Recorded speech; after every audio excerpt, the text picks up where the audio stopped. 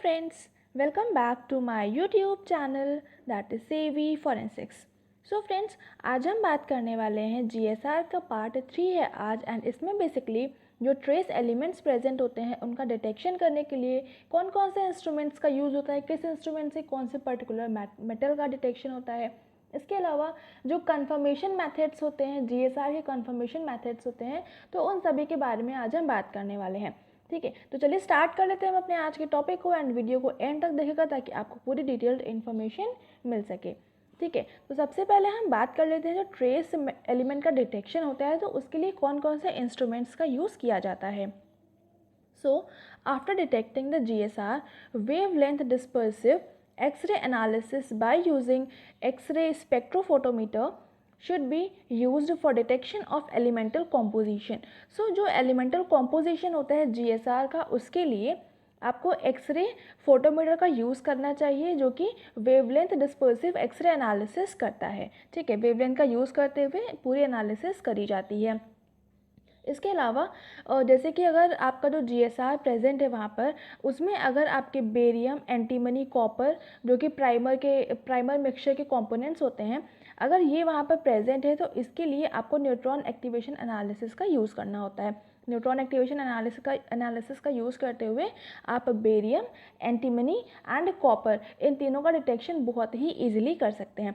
Then अगर हम बात करें फ्लेमलेस एटॉमिक एब्जॉर्प्शन स्पेक्ट्रोफोटोमेट्री की, जो आपका फ्लेमलेस एटॉमिक एब्जॉर्प्शन स्पेक्ट्रोफोटोमीटर होता है उसकी हेल्प से जो आपका लेड रहता है उसकी कंसंट्रेशन, बेरियम एंड एंटीमनी इन तीनों का ही डिटेक्शन बहुत ही इजीली हम कर सकते हैं। इसको अगर हम फ्लेमलेस एटॉमिक एब्जॉर्प्शन स्पेक्ट्रोफोटोमीटर को शॉर्ट में कहें तो इसको FAAS भी कहते हैं। ठीक है, देन जो आपका लास्ट आपका जो इंस्ट्रूमेंट रहता है वो रहता है आपका scanning electron microscope. Scanning electron microscope को शॉर्ट फॉर्म में SEM भी कहते हैं एंड इससे क्या रहता है, डायरेक्टली ये डिटरमाइन करता है आपके जो रेसिड्यूज पार्टिकल्स होते हैं जो भी आपका GSR होता है उसमें, एंड जितने भी बाकी का बैकग्राउंड मटेरियल होता है, मतलब GSR के अलावा जितने भी फॉरेन मटेरियल प्रेजेंट होते हैं उन सभी को एलिमिनेट कर देता है एंड बाकी के जितने आपके रेसिड्यू पार्टिकल GSR के होते हैं सिर्फ उसी को डिटरमाइन कर लेता है बहुत ही ईजिली। ठीक है, तो बेसिकली इतने तरह का इंस्ट्रूमेंट्स का यूज़ किया जाता है ट्रेस एलिमेंट का डिटेक्शन करने के लिए। एंड ये जो आपके कंपोनेंट्स होते हैं, मेटल्स होते हैं, किस मेटल्स का डिटेक्शन कौन से इंस्ट्रूमेंट का हेल्प से किया जाता है, तो यहाँ से आपके एग्ज़ाम में क्वेश्चन भी आया हुआ है। नेट के एग्ज़ाम में एक बार क्वेश्चन आया हुआ था, बेरियम एंड एंटीमनी इनका डिटेक्शन किस इंस्ट्रूमेंट का यूज़ करते हुए करते हैं। तो आपके लिए यहाँ पर ये दो इंस्ट्रूमेंट्स हैं, तो वहाँ पर जो भी आपके एग्ज़ाम में इंस्ट्रूमेंट होगा ऑप्शन में तो आप वहाँ से वो टिक कर सकते हैं। ठीक है, तो ये वाला टॉपिक आपके नेट के एस्पेक्ट से बहुत इंपॉर्टेंट है, यहाँ से बहुत सारे क्वेश्चंस आपके एग्जाम में आते रहते हैं। ठीक है, अभी हम थोड़ा सा आगे चलते हैं एंड बात कर लेते हैं कन्फर्मेशन टेस्ट की। तो अगर हम कन्फर्मेशन टेस्ट की बात करें तो बेसिकली जो इससे पहले हमने बात करी थी GSR के डिटेक्शन वाले मेथड्स की, केमिकल मेथड्स की, वो सारे के सारे आपके प्रीलिमिनरी टेस्ट थे। ठीक है, अभी जो हम आपके बात करने वाले हैं ये बेसिकली जो आपके ट्रेस मेटल्स होते हैं उनका डिटेक्शन करते हैं एंड उनको डिटेक्ट करने से आपको डायरेक्टली वो जो रहता है आपका एक कंफर्मेशन देता है कि हाँ ये GSR ही है। ठीक है, तो इस तरह से जो आपके प्रीलिमिनरी टेस्ट रहते हैं वो सारे कई बार फॉल्स नेगेटिव टेस्ट भी देते हैं, फॉल्स पॉजिटिव टेस्ट भी देते हैं, मतलब वो GSR नहीं होता है लेकिन फिर भी वो वही कलर शो करते हैं। तो इस वजह से वो प्रीलिमिनरी टेस्ट को कंफर्म करने के लिए कि वो जो रिजल्ट आया था वो सही है, वो जो पर्टिकुलर सैंपल था वो GSR ही है, उसके लिए हमको कन्फर्मेटरी टेस्ट करना होता है। ठीक है, तो कन्फर्मेटरी टेस्ट बेसिकली दो मेथड्स रहते हैं। फर्स्ट वन है hydroxy quinoline method and second है आपका फेरोजिंग मेथड। ठीक है, तो अभी हम दोनों के बारे में बात कर लेते हैं किस किस तरह के इसमें क्या पूरी प्रोसीजर रहता है। तो सबसे पहले अगर हम बात करें हाइड्रोक्सी क्विनोलिन मेथड की, तो यहाँ पर मैंने पूरा आपका डायग्रामेटिक एक चार्ट के फॉर्म में बताया हुआ है, तो यहाँ से आपको चीज़ें बहुत ही अच्छे से क्लियर हो जाएंगी।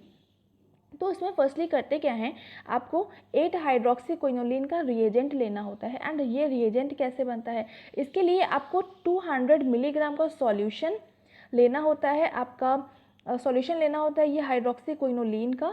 इसको हम मिक्स करते हैं 100 ml के आइसोप्रोपेनॉल सॉल्यूशन में। 200 मिलीग्राम के सॉल्यूशन को, हाइड्रोक्सी क्विनोलिन के सॉल्यूशन को 100 ml के आइसोप्रोपेनॉल सॉल्यूशन में मिक्स करते हैं प्रॉपरली एंड उसके बाद में जो भी आपका क्वेश्चन सैंपल रहता है उसके ऊपर आपको इसको स्प्रे करना होता है, इस पर आपको पोर करना रहता है एंड इसके बाद में आपको जो भी आपका सैंपल है जिसके ऊपर आपने ये सॉल्यूशन को स्प्रे किया था, उसको आपको जो है रहता है यूवी रेज़ के अंडर देखना होता है। यूवी रेज़ जो आपकी वेवलेंथ रहती है वो आपकी 254 मिलीमीटर रहती है, तो इसके अंडर आपको देखना रहता है। एंड इसके बाद में जब आप इसको देखेंगे तो यहाँ पर आप देखेंगे जो जीएसआर के पार्टिकल्स रहते हैं, जो भी वहाँ पर आपके जीएसआर के पार्टिकल्स रहते हैं, वो इस रिएजेंट में जो ऑक्साइड्स रहते हैं उसके साथ रिएक्ट करते हैं, रिएजेंट के ऑक्साइड से रिएक्ट करते हैं एंड वो अलग अलग तरह के कलर्स प्रोड्यूस करते हैं। तो अभी हम यहाँ पर इस वाले यहाँ पर टेबल में देख लेते हैं कौन सा मेटल आपके इस पर्टिकुलर सॉल्यूशन के साथ में कौन सा कलर शो करता है। तो अगर आपके जो जीएसआर है वहाँ पर Fe that means iron and steel present है तो वो आपको ब्लैकिश पर्पल कलर शो करेगा। एल्यूमिनियम प्रेजेंट है तो वहाँ पर आपको मोटलेड डल येलो कलर दिखेगा। कॉपर एंड ब्रास है तो उस केस में आपको पर्पल कलर शो होगा। लेड है तो उस केस में आपको टैनिश फ्लैश कलर नज़र आएगा वहाँ पर, ठीक है। तो ये सारे मेटल्स रहते हैं, अगर इनमें से कोई मेटल प्रेजेंट है तो यहाँ पर ये कलर आपको वहाँ पर देखने को मिलता है। तो ये भी आपके नेट के एस्पेक्ट से बहुत ज़्यादा इंपॉर्टेंट है, तो ये आपको पता होना चाहिए कौन से मेटल से कौन सा कलर शो होता है। स्पेशली ये वाली टेबल तो बहुत ही ज़्यादा इंपॉर्टेंट है। उसके अलावा ये जो वेवलेंथ है ये आपको पता होनी चाहिए। एंड ये जो सॉल्यूशन रहता है इस सॉल्यूशन का कैसे प्रिपरेशन करते हैं, इसमें क्या मिक्स करते हैं एंड प्रॉपर्ली ये जो आपका रिएजेंट है ये रिएजेंट एंड ये मेथड जो रहता है ये किस पर्पस से यूज़ किया जाता है, ठीक है। तो ये सारी चीज़ें आपको यहाँ से पता होनी चाहिए। एंड अभी हम थोड़ा सा आगे चलते हैं एंड यहाँ पर है आपका सेकेंड मेथड जो कि है फेरोजिंग मेथड। सो इसमें क्या रहता है, ये जो आपका मेथड है ये आपके हाइड्रोक्सी क्विनोलिन मेथड से बेस्ट है, specially for detection of iron and steel, ठीक है। तो जो आपके आयरन एंड स्टील रहते हैं उसके डिटेक्शन के लिए ये वाला मेथड ज़्यादा बेस्ट है एंड जो आपका हाइड्रोक्सी क्विनोलिन मेथड था उससे ये ज़्यादा प्रेफर किया जाता है, ठीक है। एंड ये जो आपका मेथड है ये गोल्डमैन एंड थ्रॉन्टन एक साइंटिस्ट थे, दो साइंटिस्ट थे, इन्होंने इस मेथड का डेवलपमेंट किया था, इस मेथड के बारे में इन्होंने बताया था, ठीक है। तो अभी हम बात कर लेते हैं ये जो आपका रिएजेंट रहता है ये प्रिपेयर कैसे किया जाता है, पूरी प्रोसीजर क्या रहता है।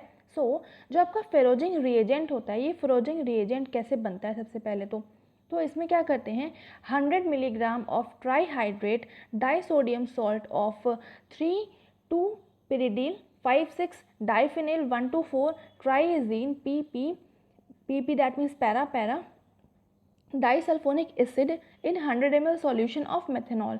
सो आपका जो 100 मिलीग्राम का ट्राईहाइड्रेट रहता है एंड डाइसोडियम सॉल्ट ऑफ ये वाला पूरा है, इसको क्या रहता है आपको 100 ml के सॉल्यूशन मेथनॉल के 100 ml के सॉल्यूशन में मिक्स करना होता है, जिससे आपका फेरोजिंग रिएजेंट प्रॉपर्ली प्रिपेयर हो जाता है। ये जो आपका फेरोजिंग रिएजेंट रहता है इसको शॉर्ट फॉर्म में ये जो आपका इतना लंबा सा नाम है इसका 3,2 pyridyl 5,6 diphenyl 1,2,4 triazine PP डाइसल्फोनिक acid, इसको शॉर्ट फॉर्म में हम PDT भी कहते हैं बिकॉज यहाँ पर आप देख सकते हैं pyridyl से आपका P है, डाइफिनाइल से D है एंड ट्राइएजीन इसके लिए पूरा आपका T रहता है, तो इसलिए इसको हम PDT भी कहते हैं।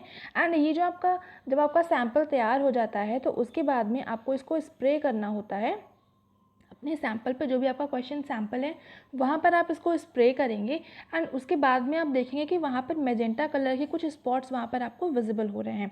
तो वो जो मैजेंटा कलर के स्पॉट्स रहते हैं वो आपको इंडिकेट करते हैं कि वहाँ पर Fe metal that means iron metal and steel metal की प्रेजेंस है, ठीक है। तो इस तरह से ये पूरा आपका फेरोजिंग मेथड का यूज़ किया जाता है, पूरा प्रॉपर्ली इस तरह से यूज़ करते हैं।